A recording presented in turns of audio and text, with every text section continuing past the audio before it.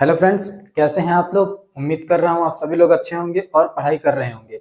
हमारा बंगाल का टॉपिक चल रहा था और इसमें हमने देख लिया था जो शासक थे उनका नाम, उनका टाइम पीरियड, मतलब उनके शासनकाल का टाइम पीरियड क्या था, और उसके बाद से बंगाल का थोड़ा बहुत इंट्रोडक्शन हमने देखा था। ठीक है, इतनी बातें हमने देख ली थी।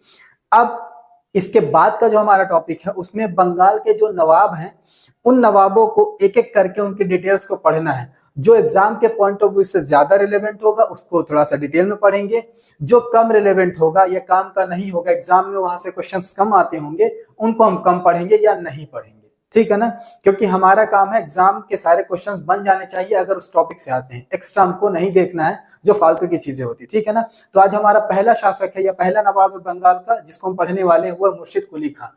ठीक है, नाम लिखता हूं, नाम है मुर्शिद कुली खां। मुर्शिद कुली खां, ठीक है ना। अब मुर्शिद कुली खां के बारे में कुछ चीजें हमको जाननी होंगी। सारी चीजें आप लोगों को समझा रहा हूं, एक एक चीज समझाऊंगा, लिखवाते जाऊंगा और एंड में सारी बातें आप लोगों को रिवाइज करा दूंगा जिससे चीजें याद हो जाए, समझ में आ जाए। ठीक है ना, अगर जुड़े रहेंगे, फोकस से देखते रहेंगे, ज्यादा बड़ी वीडियो नहीं होगी और अच्छे से आप लोगों को समझ में आ जाएगा। ठीक है, आगे बढ़ते हैं। तो देखिएगा, मुर्शिद कुली खां, इसका अन्य नाम अगर देखा जाए तो इसका अन्य नाम है या और भी नाम मिलता है हमको मोहम्मद हादी,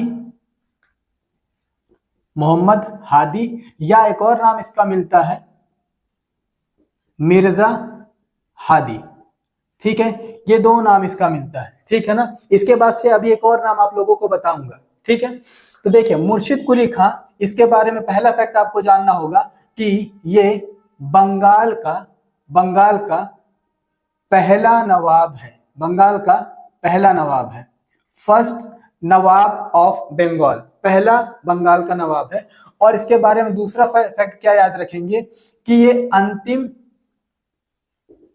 अंतिम सूबेदार है, अंतिम सूबेदार है। ठीक है ना, नवाब जो है वो पहला है और सूबेदार कैसा है, अंतिम सूबेदार। क्यों सूबेदार अंतिम है, इसके बाद क्या सूबेदार नहीं बने हैं, बिल्कुल बने हैं। ठीक है ना, लेकिन क्यों बोल रहा हूं अंतिम है कि नियुक्त जो है या अपॉइंटेड जो सूबेदार होते हैं उनकी कैटेगरी में ये लास्ट है। जैसे क्या फैक्ट इसके बारे में बताया, मुगल बादशाह द्वारा नियुक्त अंतिम सूबेदार है। ठीक है ना, क्योंकि इसके बाद यानी मुगल बादशाह नियुक्त करते थे उस समय सूबेदार, उस कैटेगरी में ये अंतिम सूबेदार है। इसके बाद जो सूबेदार बन रहे हैं उनका जो पद है, उनकी जो पोस्ट होगी वो वंशानुगत हो गई। वंशानुगत का मतलब क्या हुआ, अगर कोई व्यक्ति सूबेदार बना है तो उसके बाद उसका बेटा, उसका पोता सूबेदार बन सकता है, यानी नियुक्ति की जरूरत नहीं है। इसके पहले तक यानी जो मुर्शिद कुली खां है इस तक या इससे पहले तक जितने भी सूबेदार बनते थे वो मुगल बादशाह द्वारा अपॉइंट किए जाते थे, नियुक्त किए जाते थे। ठीक है ना, इसके बाद जो भी अब सूबेदार बनेंगे वो वंशानुगत हो जाएंगे, उनका पद वंशानुक्रम में चलेगा। ठीक है, तो अंतिम सूबेदार है मुगल बादशाह द्वारा नियुक्त और बंगाल का पहला नवाब है। लेकिन यहाँ पर एक इतिहासकार का नाम आप लोग याद रखेंगे। इतिहासकार का नाम है सर जदुनाथ सरकार।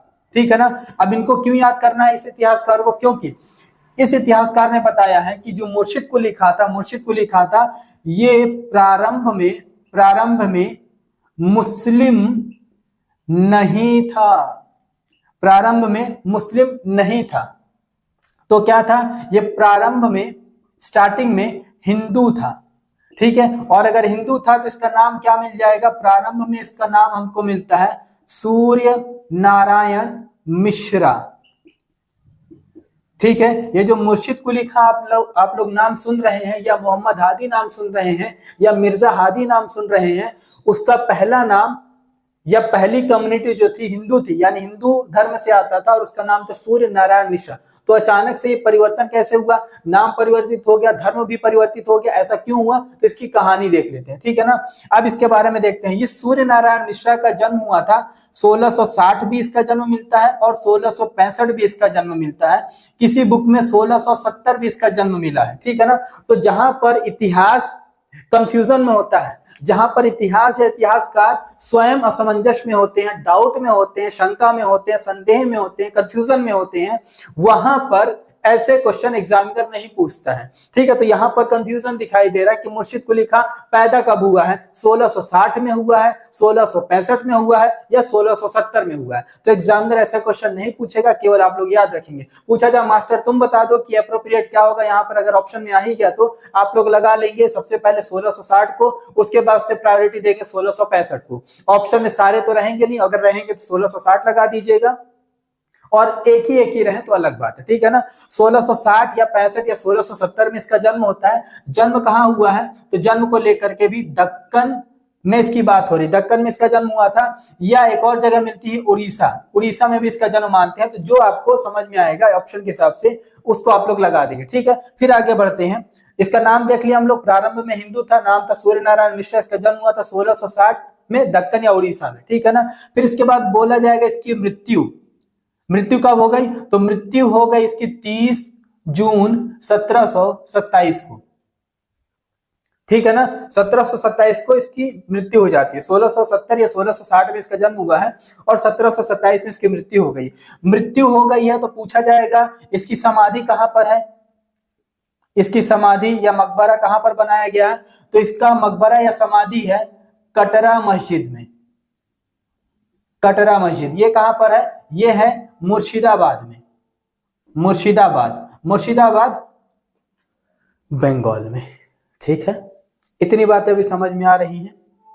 अभी देखेंगे अचानक से ये परिवर्तित कैसे हो रहा है। ठीक है ना, तो मुर्शिद कुली खां मोहम्मद हादी या मिर्जा हादी बंगाल का पहला नवाब है, अंतिम सूबेदार है, मुगल बादशाह द्वारा नियुक्त। इसके बाद ये जो पद होगा, इसके बाद ये जो सूबेदारी का पद होगा, ये कैसा हो जाएगा, ये वंशानुगत हो जाएगा। इसीलिए हम इसको कह रहे हैं कि ये मुगल बादशाह द्वारा नियुक्त अंतिम सूबेदार है। ठीक है ना, सर जजुनाथ सरकार क्या कहते हैं कि प्रारंभ में मुस्लिम नहीं बल्कि हिंदू था, इसका नाम था सूर्य नारायण मिश्रा, इसका जन्म हुआ था 1660 में दक्कन या उड़ीसा में, मृत्यु हो गई थी 30 जून 1727 में, समाधि इसकी कटरा मस्जिद मुर्शिदाबाद में है। ठीक है ना, आगे बढ़ते हैं। ठीक, अब कैसे परिवर्तन होता है, कैसे सारी चीजें हो रही वो देखेंगे। मुगल दरबार में या मुगल साम्राज्य में एक व्यक्ति काम करता था, कहां का था वो, फारसी व्यक्ति था। उसका नाम क्या था, तो उसका नाम था हाजी शफी उसका नाम था। ठीक है, अब ये जो हाजी शफी है, पहले आप लोगों को पता है फारसी व्यक्ति है और मुगल दरबार में काम करता था। तो हाजी शफी ने क्या किया, 10 या 11 वर्ष की उम्र में ये जो मुर्शिद कुली खां है, इसके माता पिता ने 10 या 11 वर्ष की उम्र में हाजी शफी को इसे बेच दिया था। ठीक है, यानी ये भी कह सकते हैं कि हाजी शफी ने इसको खरीद लिया था जब ये 10 या 11 वर्ष का था। कौन, मुर्शिद कुली खां नहीं बोलते हैं। जब सूर्य नारायण मिश्रा 10 या 11 वर्ष का था तो हाजी शफी ने उसको खरीद लिया। हाजी शफी कौन था, फारसी व्यक्ति था और मुगल दरबार में काम करता था। ठीक है, खरीद लिया और खरीदने के बाद इसका जो लालन पालन पोषण किया, तो मुस्लिमों की तरह पालन पोषण किया, मुस्लिम धर्म के हिसाब से इसको पाला पोसा, और यह इसी ने इसका नाम रखा था मोहम्मद हादी या मिर्जा हादी। ठीक है, समझ में आई बातें, क्यों यहाँ पर मिर्जा हादी या मोहम्मद हादी बोला था, क्योंकि हाजी शफी ने इसको पाला पोसा था। ठीक है ना, हाजी शफी ने इसको पाला पोसा और इसका नाम मोहम्मद हादी या मिर्जा हादी रख दिया। रखने के बाद अब देखना टाइम पीरियड आ जाता है 1690 का। ठीक है ना, इसकी पैदाइश याद रखिएगा, कहां गया, 1660 में। 1690 का टाइम पीरियड आ गया। 1690 में ये जो हाजी शफी है ये वापस फारस लौट गया। ठीक है, फारस क्यों लौटा, क्योंकि मुगल दरबार में इसने अपना काम नाम छोड़ दिया था, अब उसको वहीं जाना था, तो फारस गया। और फारस जाने के बाद ये जो मोहम्मद शफी है उसकी मृत्यु हो गई। किसकी, सॉरी, हाजी शफी की। ये जो शफी है इसकी मृत्यु हो गई वहीं पर। ठीक है ना, क्या कहानी बताया, बार बार कहानी को दिमाग में रखिएगा, सारे फ्रेम्स को। फारसी व्यक्ति हाजी शफी ने 10 या 11 वर्ष की उम्र में सूर्य नारायण मिश्रा को गोद ले लिया, पाल लिया और उसका नाम मोहम्मद हादी मिर्जा हादी रखा, और मुस्लिमों की तरह उसका पालन पोषण किया, ठीक है ना। 1690 में हाजी शफी मुगल दरबार में अपनी सेवा छोड़ करके, अपना काम धाम छोड़ करके फारस लौट जाता है। और फारस किसके साथ लौटा है? इसको ले करके गया, यानी जो मिर्जा हादी है उसको ये ले करके गया है। गया 1690 में, शफी की मृत्यु हो गई। और जब मृत्यु हो गई तो लगभग 5 वर्ष बाद ये जो हादी है वापस भारत आ गया। यानी जो शफी थी उसकी मृत्यु जब हुई, उसके मृत्यु के 5 वर्ष बाद ये जो हादी है, मिर्जा हादी जिसका नाम रखा गया, वो भारत आ गया, ठीक है ना। अब भारत आएगा और कैसे कैसे वो नवाब बनेगा, इसकी कहानी हमको देखनी है, ठीक है ना। इतनी बातें समझ में आ गई हैं आप लोगों को? आ गई हो तो स्क्रीनशॉट ले लीजिए इसका। तो कहानी अभी आप लोगों को याद है पहले स्लाइड वाली, क्या हुआ है? अब ये भारत आने वाला है, ठीक है ना। केवल इतना टुकड़ा याद रखिएगा, ये भारत आने वाला है। अब भारत आया है तो क्या करता है ये? भारत में सीधे कहां आता है ये? विदर्भ में आता है, ठीक है ना। विदर्भ में एक दीवान था। ये विदर्भ वाला एरिया किसके अंडर में आता था? मुगलों के अंडर में आता था, ठीक है ना, याद रखिएगा। ये जो विदर्भ वाला एरिया, विदर्भ महाराष्ट्र वाला एरिया, ये मुगलों के अंडर में आ रहा है, ठीक है ना। और वहीं पर एक दीवान काम करता था जिसका नाम था अब्दुल्ला खुरसानी, उसका नाम था, ठीक है ना। तो विदर्भ में एक दीवान था अब्दुल्ला खुरसानी। उस दीवान के अंडर में ये जो दीवान था, ठीक है ना, इस दीवान के अंडर में ये जो मोहम्मद हादी है ये काम करने लगता है, ठीक है। काम धाम की जरूरत थी, भारत आया था, तो जो दीवान था अब्दुल्ला खुरसानी, उसके अंडर में मोहम्मद हादी जो भारत आया है आकर के काम धाम करने लगता है। अब जब मोहम्मद हादी काम करता है तो इसका काम जो था बहुत बढ़िया था, ठीक है ना। इसका जो काम का स्तर था वो बहुत बढ़िया था, बहुत बेहतरीन काम किया करता था, यानी इसका ग्राफ हमेशा बढ़ता हुआ दिखाई देता था, ठीक है ना। किसको दिखाई देता था? तो याद रखिएगा, इसको ग्राफ बढ़ता हुआ दिखाई दिया, इस पर नजर पड़ी किसकी? औरंगजेब की, ठीक है ना। याद रखिए, मुर्शिद कुली खां का टाइम पीरियड स्टार्टिंग में नहीं बताया होगा, तो टाइम पीरियड याद रखिएगा इसका 1717 से लेकर के 1727 तक इसका शासनकाल है, ठीक है ना, याद रखिएगा। तो जब मोहम्मद हादी अब्दुल्ला खुरसानी के अंडर में काम कर रहा था तो उस पर नजर गई औरंगजेब की, और जो औरंगजेब है इसकी योग्यता से खुश हुआ। औरंगजेब जो है मोहम्मद हादी की योग्यता से खुश हुआ। कौन सी योग्यता थी इसके पास? तो ये राजस्व में कैसा था? विशेषज्ञ था, महारत हासिल थी इसको, ठीक है ना। यानी जो टैक्स का कलेक्शन है ये करके मुगल बादशाह को बहुत ज्यादा पहुंचाता था, और ये जो कलेक्शन करता था वो बड़े सिस्टम से, बड़े अच्छे नियम के साथ करता था, किसी को परेशानी नहीं होती थी, हिंदू मुस्लिमों को सबको लेकर के चलता था, और टैक्स भी ज्यादा पहुंचाता था।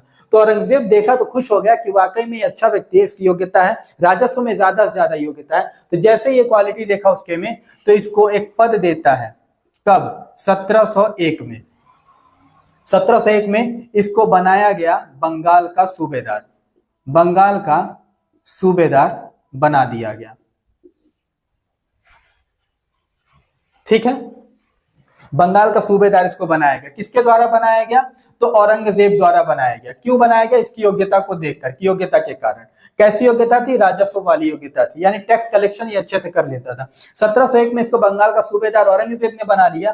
फिर आगे बढ़ेंगे तो 1707 का टाइम पीरियड आता है हमारे पास। 1707 क्या है? औरंगजेब की मृत्यु हो जाती है। जैसे औरंगजेब की मृत्यु हुई तो जो बंगाल था वो पूर्ण रूप से स्वतंत्र हो गया। किसके नेतृत्व में? मोहम्मद हादी के नेतृत्व में, ठीक है ना। 1707 पूरे मुगल बादशाह हैं, पूरे भारत में औरंगजेब है, ठीक है। जैसे औरंगजेब की मृत्यु हुई तो बंगाल स्वतंत्र हो गया मुगल बादशाहों के कंट्रोल से। और किसके नेतृत्व में स्वतंत्र हुआ था? मोहम्मद हादी या मिर्जा हादी के, 1707 में, ठीक है ना। फिर 1713 में हम चलते हैं।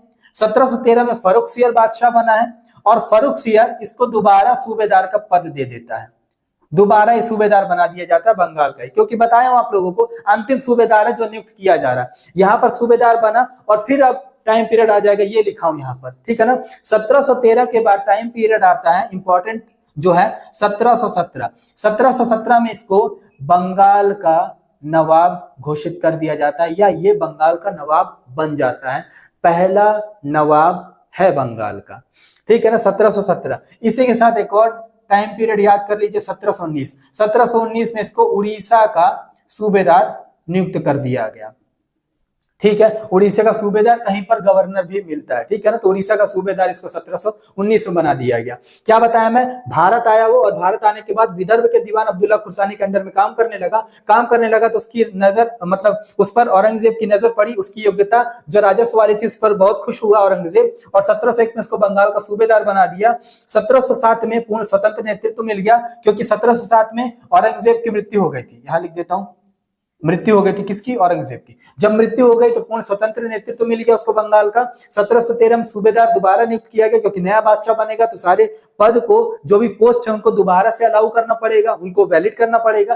तो फर्रुखसियर ने दोबारा उसके पद को वैलिड कर दिया, यानी सूबेदारी का पद उसको दिया। 1717 में बंगाल का नवाब बन गया, और 1719 में उड़ीसा का सूबेदार बना दिया जाता है। ठीक है ना, यहां तक की कहानी क्लियर है। आगे बढ़ते हैं।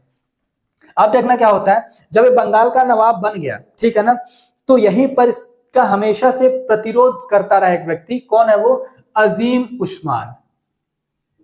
अजीम उस्मान, या इसी को बोल लीजिए अजीमुशान।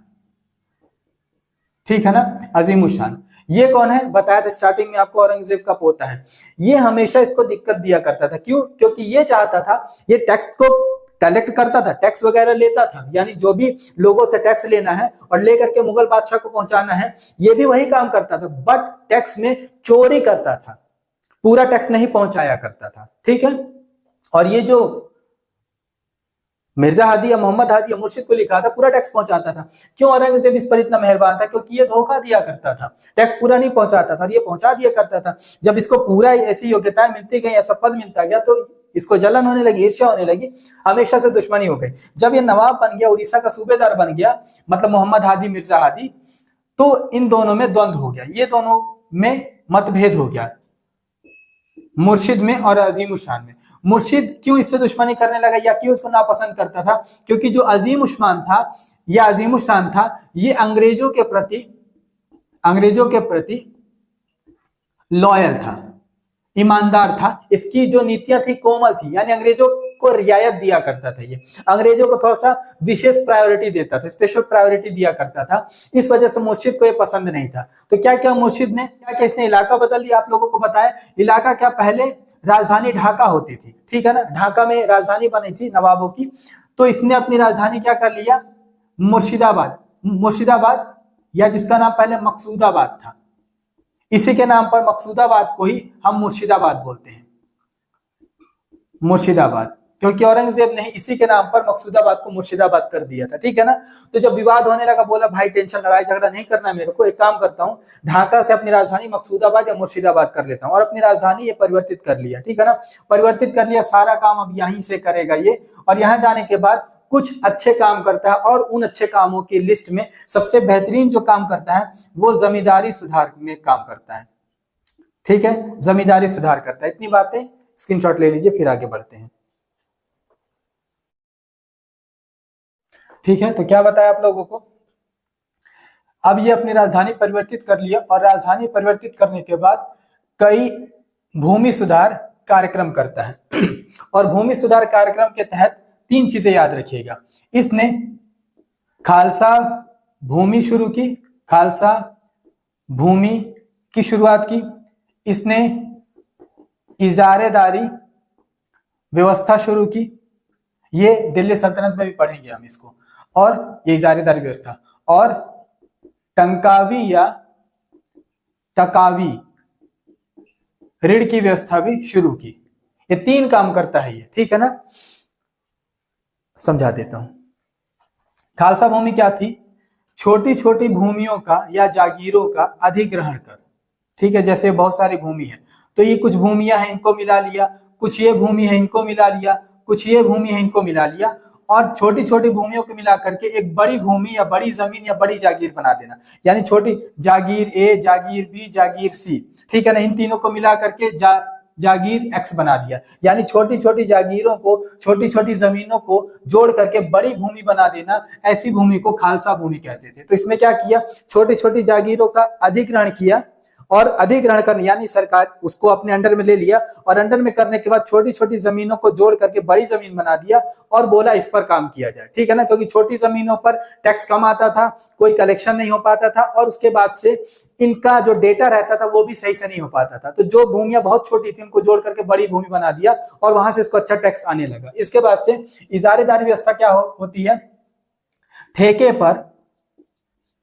पर राजस्व वसूलने की व्यवस्था, ठीक है ना, यानी किसी को ठेका दे दिया कि हमको भाई इतने इस महीने की इस तारीख तक इतना इस एरिया का पूरा टैक्स हमको चाहिए, राजस्व हमको चाहिए, तो ये होता है इजारेदारी व्यवस्था, यानी ठेके पर राजस्व वसूलने की व्यवस्था, ठीक है ना। पहले क्या यानी इस व्यवस्था के अलग पहली व्यवस्था क्या थी कि कुछ लोग अपॉइंट हैं और वो लोग अलग अलग एरियाज में जाएंगे और राजस्व को वसूलेंगे, ठीक है ना। तो वो लापरवाही करते थे, कोई 2-4 दिन में ये काम कर रहा है, कभी 10 दिन में ये काम हो रहा है, कभी 15 दिन में हो रहा है, तो वो दिक्कत होने लगती थी। इसने क्या किया कि बोला हम आपको इतने दिन का टाइम दे रहे हैं, यानी 7 दिन का टाइम दे रहे हैं, आप जो काम करिए, चाहे 1 घंटे काम करिए या 24 घंटे काम करिए, मुझे इस पूरे एरिया का इतने दिनों में राजस्व चाहिए, यानी ठेके पर राजस्व वसूलना है, ठीक है ना। अब टकावी ऋण क्या होता है, खेती के लिए ऋण देना, खेती के लिए ऋण देना या कर्ज देना, इसको तकावी ऋण कहते हैं, यानी ऐसा ऋण या ऐसा कर्ज या ऐसा लोन जो केवल खेती करने के लिए दी जाए, ठीक है ना, उसको तकावी ऋण कहते हैं या टंकावी ऋण कहते हैं। ये इसने 3 व्यवस्थाएं शुरू की, ठीक है। अब जब ऋण बादशाह दे रहा है या बंगाल का नवाब दे रहा है, तो बीच में से जो जमींदार हैं जो कम देकर के ज्यादा कमाना चाहते थे या किसानों को परेशान करते थे, ब्याज की दर बढ़ा दिया करते थे, कभी कुछ कर दें, तो वो सारी चीजें हट गई। अब इतना सारा सुधार किया, छोटी छोटी भूमि है तो गड़बड़ी ज्यादा कर पाएंगे, जमींदार यहाँ पर नाराज हो गए। जब ठेके पर राजस्व वसूला जाएगा तो टाइम पर पूरा का पूरा टैक्स भिजवाना होगा, जमींदार फिर नाराज हो गए। और इसके बाद से जब ऋण दिया जाएगा नवाब के द्वारा, तो जो जमींदार वो ऋण दे नहीं पाएंगे, ऋण नहीं देंगे तो ज्यादा ब्याज नहीं ले पाएंगे। तो उस वजह से इन 3 कारणों से जमींदारी से नाखुश हो गए, अप्रसन्न हो गए, दुखी हो गए और इसके खिलाफ आंदोलन या विद्रोह कर दिया, ठीक है ना। तो इसके काल में 3 जमींदारी या 3 जमींदारों के विद्रोह दिखाई देते हैं, ठीक है ना। नाम लिख दे रहा हूं, याद रखिएगा। पहला जो जमींदारी विद्रोह दिखाई दिया उसको 3 लोगों ने लीड किया था। पहला नाम है सीता राम राय और उदय नारायण और गुलाम मोहम्मद, ठीक है ना। ये 3 लोग, पहला जो विद्रोह हुआ इन 3 लोगों ने मिल करके किया है, ठीक है ना। फिर दूसरा विद्रोह किया है शुजात खान ने और तीसरा जो विद्रोह किया है वो किया है नजात खान ने, ठीक है ना। ये 3 जमींदारों के विद्रोह या 3 जमींदारी विद्रोह इसके शासनकाल में दिखाई देते हैं। एक चीज और याद रखिएगा, आप लोगों को पता है बंगाल पूरी तरह से स्वतंत्र हो चुका था, पूर्ण स्वतंत्र राज्य हो चुका था मुर्शिद कुली के अंडर में, बट मुर्शिद कुली खान स्वतंत्र होने के बावजूद भी मुगलों को बकायदा राजस्व भेजा करता था, इसकी ऑनेस्टी इतनी थी, ठीक है। और इसके काल में कोई हिंदू मुस्लिम विरोध नहीं देखने को मिलता है, ये सबको लेकर के चलने, सबको समानता का अधिकार था इसके शासनकाल में। अच्छा शासनकाल रहा है इसका, ठीक है, बंगाल में। तो ये आपके स्क्रीनशॉट ले लीजिए, फिर आगे बढ़ते हैं, ठीक है। तो पूरी बात आप लोगों को क्लियर हो गई, सारी चीजें जल्दी से आप लोगों को बता दे रहा हूं। मुर्शिद कुली खान पहला बंगाल का पहला नवाब है और अंतिम सूबेदार। इसका टाइम पीरियड शासनकाल का क्या है, 1717 से 1727 तक। ये अंतिम सूबेदार क्यों, क्योंकि मुगल बादशाह द्वारा नियुक्ति वाली कैटेगरी, उसमें ये सूबेदार अंतिम है। इसके बाद का जो पद था वो वंशानुगत हो गया। इसका अन्य नाम बताया मोहम्मद हादी या मिर्जा हादी, ठीक है ना। इसके 2 नाम थे, लेकिन सर जगन्नाथ सरकार जो इतिहासकार है वो बताते हैं कि स्टार्टिंग में ये हिंदू था और इसका नाम था सूर्य नारायण मिश्रा, यानी ये मुस्लिम नहीं था, हिंदू था। और इसका जो हिंदू में नाम था वो था सूर्य नारायण मिश्रा। इसका जन्म हुआ था दक्कन में 1660 में या 1665 में और मृत्यु हो गई 30 जून 1727 को। इसको दफनाया गया, इसकी समाधि है कटरा मस्जिद मुर्शिदाबाद में, ठीक है ना। ये किसके अंडर में काम करना, पहले जो एक हाजी शफी नाम का व्यक्ति, फारसी व्यक्ति है, फारस का व्यक्ति है, वो इसको गोद ले लेता है 10-11 साल की उम्र में और पालना पोसना शुरू करता है और वही इसको नाम देता है मोहम्मद हादी या मिर्जा हादी, ठीक है ना। उसके बाद से 1690 में जो हाजी शफी है वो काम धाम छोड़ करके वापस फारस जा रहा था, तो इसको लेकर के चला जाता है और लेकर के जाने के बाद वहीं रहने लगता है। लेकिन जब उसकी मृत्यु हो जाती है तो उसके 5 साल बाद ये जो मोहम्मद हादी या मिर्जा हादी भारत आ जाता है। भारत आने के बाद विदर्भ के एक दीवान है, उस दीवान का नाम क्या है, अब्दुल्ला अब्दुल्ला खुरसानी, खुरसानी के अंडर में काम करने लगता है। काम करता है तो औरंगजेब की नजर इस पर पड़ती है और देखता है कि ये तो बहुत बेहतरीन आदमी है, राजस्व पूरी ईमानदारी से दे रहा है, जब से ये बंगाल में आया है वो पूरा का पूरा पैसा मुझे पहुंचा रहा है, तो इसको बंगाल का सूबेदार बना देता 1701 में। 1707 में औरंगजेब की मृत्यु हो जाती है और जैसे मृत्यु हो जाती है तो मुगलों के अंडर से जो बंगाल था वो बाहर निकल जाता है और इसको मुर्शिद कुली खान ध्यान देने लगता है। यानी लगभग ये इसी समय शासक हो चुका था। 1713 में फर्रुखसियर बादशाह बना और सूबेदारी के पद को बनाए रखा, इसके सूबेदारी के पद को। 1717 में ये नवाब बन जाता है, ठीक है ना। कहाँ का? बंगाल का नवाब बन गया। नवाब बन गया तो अच्छे काम करने लगा। बाद में 1719 में उड़ीसा का भी सूबेदार बना दिया गया। इससे अजीमुल शान जो औरंगजेब का पोता है वो उसको तकलीफ होने लगी। क्यों तकलीफ होने लगी? क्योंकि वो अंग्रेजों का हितैषी था और ये सभी के लिए काम करता था। तो दोनों में दिक्कत ना हो, मुर्शिद कुली खान ने अपना इरादा और इलाका दोनों बदल लिया। इरादा क्या बदला कि मैं काम कहीं से भी कर सकता हूँ, और इलाका क्या बदला? ढाका से मुर्शिदाबाद चला गया। मुर्शिदाबाद का पहले नाम मकसूदाबाद था, औरंगजेब ने इसके नाम पर मकसूदाबाद को मुर्शिदाबाद कर दिया था। वहां जाता है और जमींदारी सुधार करता है, राजस्व में सुधार करता है। और क्या क्या सुधार करता है? पहला बताया खालसा भूमि, छोटी भूमि या छोटी जागीरों को मिलाकर के बड़ी जागीर है, बड़ी भूमि बना देना खालसा भूमि कहलाएगा। इसके बाद इजारेदारी व्यवस्था शुरू की। इजारेदारी व्यवस्था का मतलब होता है ठेके पर राजस्व वसूलना।